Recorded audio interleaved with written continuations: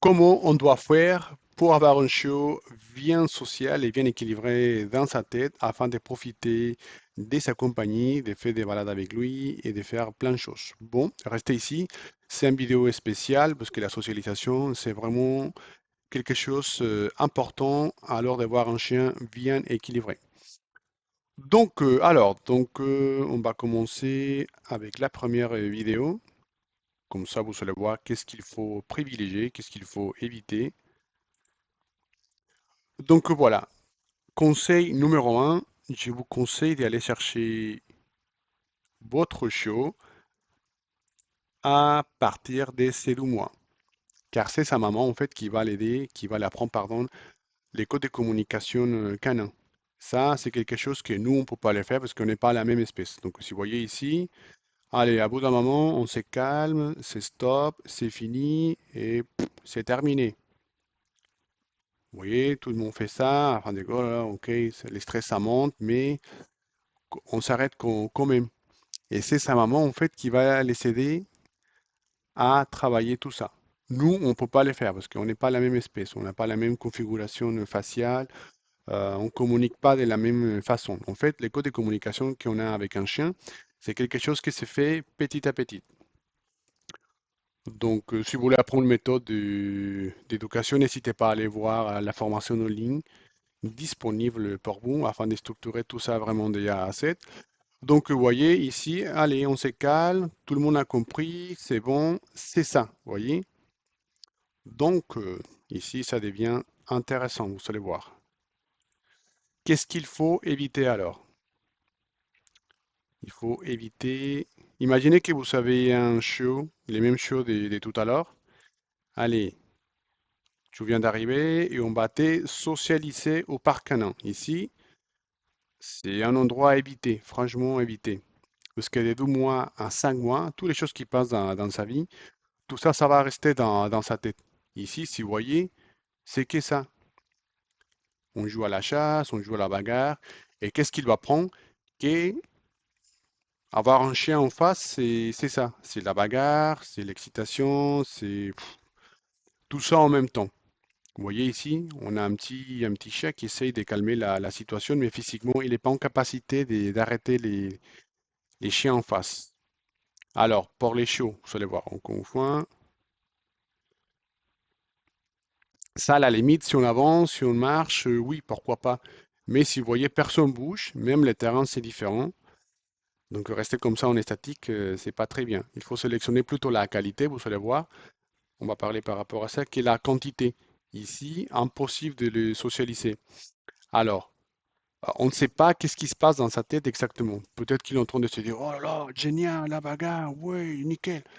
Donc à chaque fois qu'il va voir un chien, il va s'exciter parce qu'il sait qu'il a le droit à faire ça. Donc, il faut sélectionner plutôt un congénère adulte, comme je vous disais, qui va nous permettre de mettre en pratique toutes les choses qu'il a prises déjà de sa maman.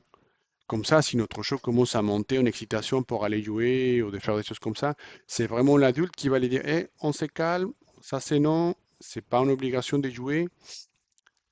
Donc, comme ça, votre chien, il va prendre que oui, un adulte, c'est un chien, c'est pas le moment de faire la fête, c'est pas le moment de... Parce qu'en fait, tout ça, ça devient addictif. Et comme on a parlé tout à l'heure, c'est nous qui donnons les choses positives. Il ne faut pas oublier non plus que vous avez un show, donc c'est presque qu'un bébé. Et si vous le laissez jouer comme ça, on va abîmer les articulations parce que ici, il n'y a que des adultes, vous voyez. Et si en plus, si jamais un chat comme ça le blesse, pff, je connais des histoires qui sont vraiment tristes. Donc oh non, franchement, évitez d'aller dans un parc canin. On ne va pas les socialiser, ça ne va pas vous aider à travailler l'autocontrôle, la gestion d'émotions non plus, les codes de communication pareil. Privilégiez la qualité plutôt que la quantité. C'est ça. Maintenant, on va revoir l'exemple avec les miens. Donc voilà. Ça c'est moi, on confond. Donc votre chien, il n'a pas besoin de faire des copinages à gauche, à droite. C'est nous la référence émotionnelle. Et avec ça, vous allez voir qu'il va rester super cool. Alors, Donc ici, vous allez voir, on est en pleine balade et d'un coup, la même chose. Donc congénère qui arrive, mon chien il se laisse renifler de la même façon. Il n'est pas hors de contrôle, hystérique, parce qu'il a un congénère en face. Non, il a un chien en face, oui, on se renifle et c'est tout. Parce que si vous savez un chien qui reste surexcité face à un congénère, vous allez voir que la marche au pied, le rappel, tout ça, ça va être hyper compliqué. Pareil, vous voyez, je le laisse aller un petit peu avec eux. À bout d'un moment, vous voyez comment il est calme. Bien, je t'appelle. Pac! Et tout de suite, il vient. Pourquoi? Parce que c'est moi la référence c'est émotionnelle. C'est pas les autres. Ici, c'est la même chose. Vous voyez? J'étais tranquille avec lui et ça y est, il a trois chèques qui arrivent d'un coup. Il est sociable, il ne va pas se bagarrer. Il se laisse renifler tranquillement. Et voilà, c'est tout. Mais systématiquement, on essaie de trouver un chien pour le laisser jouer tout le temps. Vous allez voir que ça va vous pourrir la vie. Ça, franchement, c'est une erreur que tout le monde fait.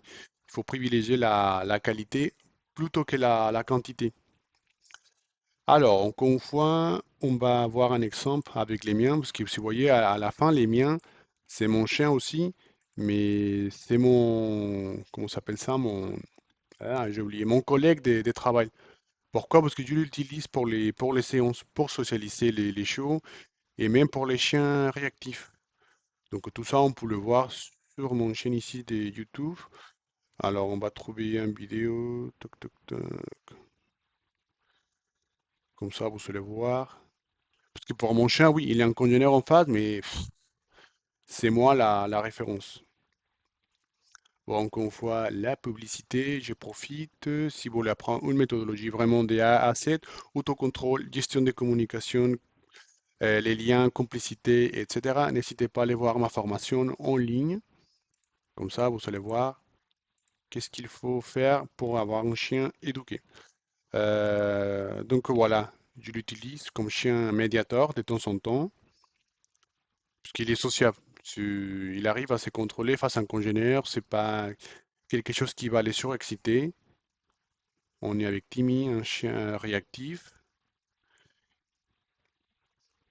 Et à la fin, si vous voyez, on arrive à faire des balades calmes. Pourquoi? Parce que c'est moi la référence émotionnelle. Je le laisse tranquille.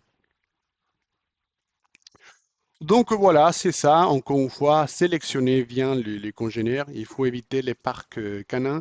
Il faut sélectionner plutôt des chiens qui sont adultes au lieu des chiots qui vont pas nous aider à travailler les codes de communication et l'autocontrôle.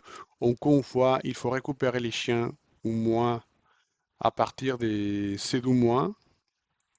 Parce que comme je vous disais, c'est sa maman en fait qui va l'aider à travailler les codes de communication que nous, malheureusement, on ne pourra pas les faire. Donc voilà, c'est tout pour aujourd'hui. N'hésitez pas à s'abonner, à me donner un petit j'aime et on se voit la prochaine fois. Ciao.